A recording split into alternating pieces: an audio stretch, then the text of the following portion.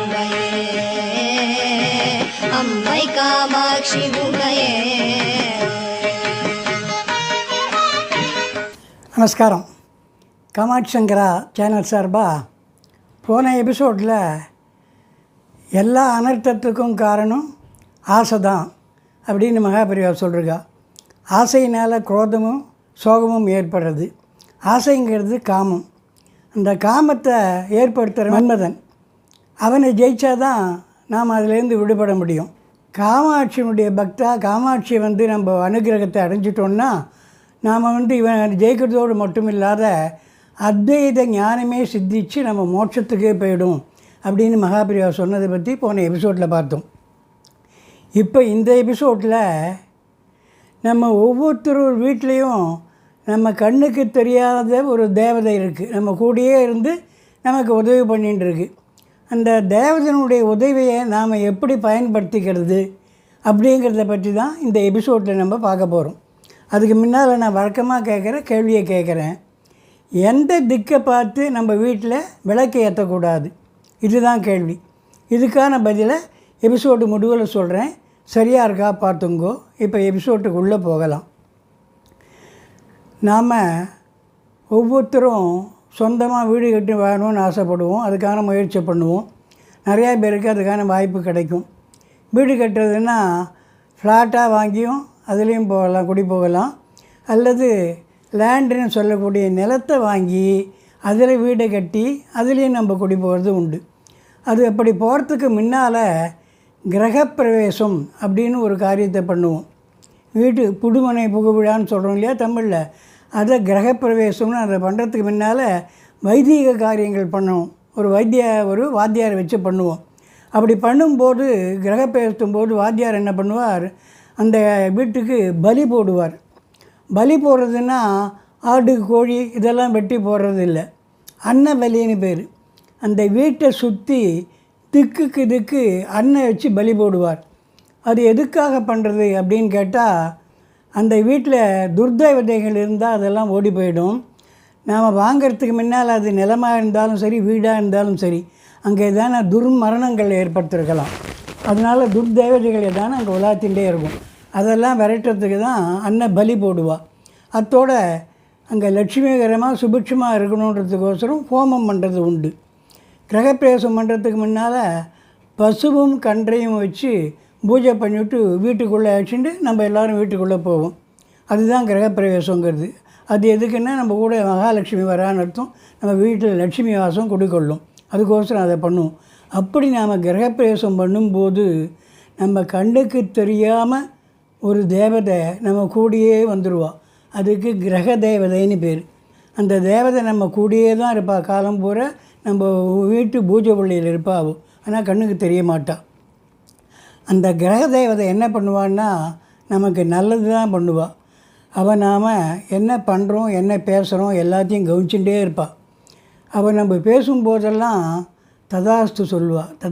ததாஸ்துன்னா அப்படியே நடக்கும், அப்படியே நடக்கட்டும்னு. அது ஒரு ஆசீர்வாதம் மாதிரி. அதனால்தான் பழைய காலத்து மனுஷாலாம் பார்த்திங்கன்னா யாரும் அமங்கல வார்த்தை பேசக்கூடாதுன்னுவா.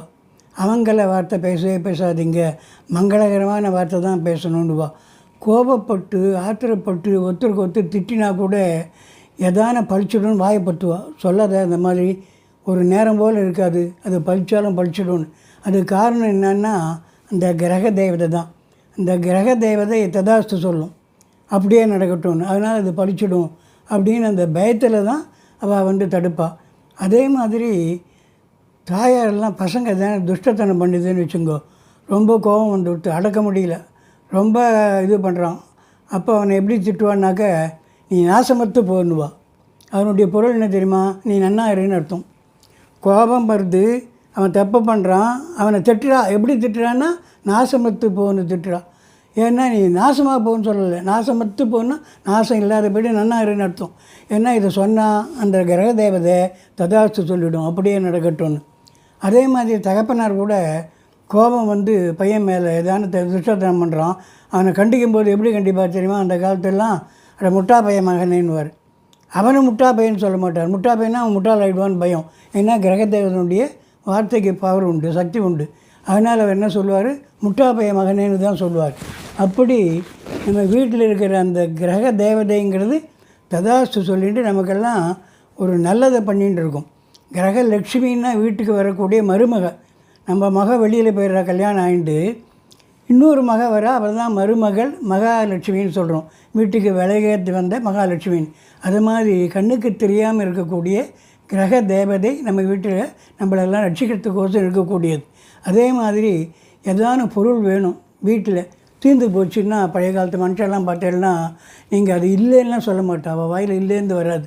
அதனால் அரிசி வேணும்னு வச்சுக்கோ, அரிசி தீர்ந்து போச்சு, அரிசி தீர்ந்து கொடுத்து இல்லைன்னு சொல்ல மாட்டா. அரிசி நிறையா இருக்குது இருந்தாலும் நீங்கள் போய் ஒரு 25 கிலோ வாங்கி வந்துருங்கோ அப்படின்வா. அதே மாதிரி பொருள்கள் மளிகை சாமான்லாம் வேணும்னா கூட மளிகை சாமான்லாம் நிறையாவே இருக்குது இருந்தாலும் நீங்கள் போய் ஒரு செட்டு போட்டுன்னு வந்துருங்க அப்படின்வா. அது ஏன்னா அந்த கிரக தெய்வத்தை ததாஸ்து சொல்லுவோம், அப்படியே ஆகட்டும் அப்படியே ஆகட்டும், இல்லைன்ற வார்த்தை வீட்டில் வரக்கூடாதுன்னுவா. அது அந்த காலத்து மனுஷாளுக்கு தெரியும் அதை பற்றி. அதே மாதிரி வீட்டினுடைய வாசப்படி இருக்கு இல்லையா, பிரதான துவார தேவதைன்னு அதுக்கும் ஒரு தேவதை உண்டு. பிரதான துவாரங்கிறது வாசப்படி. அந்த வாசப்படிக்கு எல்லாம் மரியாதை கொடுப்பான் அந்த காலத்தில். வெளியில் போகிறதுக்கு முன்னால் அதை தொட்டு கல்லை ஒத்தின்னு போவாள். ஏன்னா அவள் போகிற காரியம் வெற்றிகரமாக முடியும், அத்தோடு அவளுக்கு எந்த ஆபத்தும் இல்லாமல் திரும்பி வந்துடுவாள்.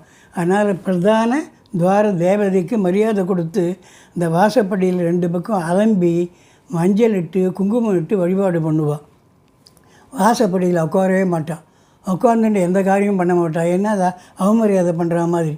அதே மாதிரி ஏதான ஒரு பொருளை வாங்கினாலோ கொடுக்குறதா இருந்தாலும் யாரான வந்தால் வாசப்படியை தாண்டி அந்த பக்கம் போய் கொடுப்பா, இந்த பக்கம் வந்து கொடுப்பா, இல்லை இந்த பக்கத்தில் வந்து வாங்கிப்பா, அந்த பக்கம் போய் கொடுப்பா. இப்படி படிக்கு அன்னண்ட பக்கமும் இந்த பக்கம் தான் பண்ணுவாள். படிக்கு மேலே எந்த காரியமும் பண்ண மாட்டாள். விசேஷ நாட்களில் மாவளை தோரணம் கட்டுறது இந்த பிரதான துவார தேவதைக்கு மரியாதை பண்ணுறதுக்கோசரம் தான். அது வீட்டுக்கும் ரொம்ப நல்லது. அதே மாதிரி எல்லோரும் தினசரி நம்ம 2 வேளையும் பூஜையில் விளக்கேற்றணும். அந்த விளக்கேற்றுறது ஒரு லட்சுமிகரம். விளக்கு ஏற்றி தெய்வத்தை பிரார்த்தனை பண்ணிக்கணும். கிழக்கு பக்கம் நோக்கி விளக்கு ஏற்றினோன்னா நம்ம துன்பங்கள் கஷ்டங்கள்லாம் போயிடும். மேற்கு தூக்கி நோக்கி விளக்கு ஏற்றினோன்னா கடன் தொல்லை இருந்தால் தீர்ந்து போயிடும். வடக்கு திசை நோக்கி விளக்கு ஏற்றினோன்னா செல்வம் அந்த வீட்டில் பெருகும், அத்தோட ஒற்றுமை ஏற்படும். சுபகாரியங்கள் எதாவது நடக்க வேண்டியது இருந்தால் உடனே நடந்துடும். இதெல்லாம் அந்த காலத்தில் கடைப்பிடித்த முறைகள். அதை நாமளும் கடைப்பிடிச்சி நம்ம எல்லா சௌகரியத்தையும் நம்ம அடையணும். அதனால் வீட்டில் நாம் அமங்கல வார்த்தை பேசக்கூடாது, நல்ல வார்த்தை தான் பேசணும். அதோட நேரம் சாபனை கொடுக்கக்கூடாது. இதெல்லாம் பண்ணோன்னா ஒத்துமை ஏற்படும், பசங்க நல்லா படிக்கும், வியாதி வைக்க ஏற்படாது, செல்வத்துக்கு குறைவு இருக்காது. ஆகையினால் நம்ம எல்லோரும் நம்ம முன்னோர்கள் வழியை பின்பற்றி இந்த காரியங்களை பண்ணி எல்லா க்ஷேமமும் அடையணும்னு அம்பாவை பிரார்த்தனை பண்ணிப்போம். இப்போ நான் ஆரம்பத்தில் கேட்ட கேள்விக்கான பதிலை சொல்கிறேன். எந்த திக்கு நோக்கி விளக்கேற்றக்கூடாதுன்னா தெற்கு நோக்கி விளக்கேற்றக்கூடாது, அது யம திசைன்னு பேர். இப்போ இந்த வாரம் காஞ்சிபுரம் காமாட்சி கோயில் நடக்கக்கூடிய முக்கிய நிகழ்ச்சிகளை பார்ப்போம்.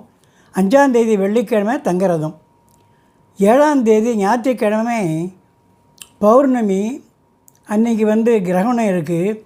காஞ்சிபுரத்தில் காமாட்சங்கோல்லேருந்து ஆதிசங்கரர் உபனிஷத் பிரம்மேந்திர மடம் அப்படின்னு கைலாசநாதர் கோயில்கிட்ட ஒரு மடம் இருக்குது. ஆதிசங்கரர் அந்த காலத்தில் அங்கே தங்கியிருந்த இடம், அதுக்கும் ஆதிசங்கருக்கும் சம்பந்தம் உண்டு. அதனால் இந்த தினத்தில் இந்த பௌர்ணமி அன்னைக்கு ஆதிசங்கரர் கிளம்பி அங்கே போயிடுவார். அங்கே போய் அபிஷேகம் ஆராதனை எல்லாம் நடக்கும். சாயந்தரம் தான் கிளம்பி வருவார். அதுவரை காமாட்சங்கோல் மூடி தான் இருக்கும். மற்றபடி இங்கே வெள்ளிக்கிழமை இந்த பௌர்ணமி பூஜை உண்டு, பௌர்ணமி தங்குறதெல்லாம் உண்டு. அதெல்லாம் அவர் வந்த பிறகு நடக்கும். கிரகணம் இருக்கிறதுனால அதுக்கு ஏற்ற மாதிரி பண்ணுவாள். அடுத்த வாரம் வேறு சில முக்கிய நிகழ்ச்சிகளோடு சந்திப்போம். மகாபெரிவா பாதாரவந்தங்களே சரணம். ஹரஹர சங்கர, ஜெய ஜெயசங்கர, ஜெய ஜெய காமாட்சி.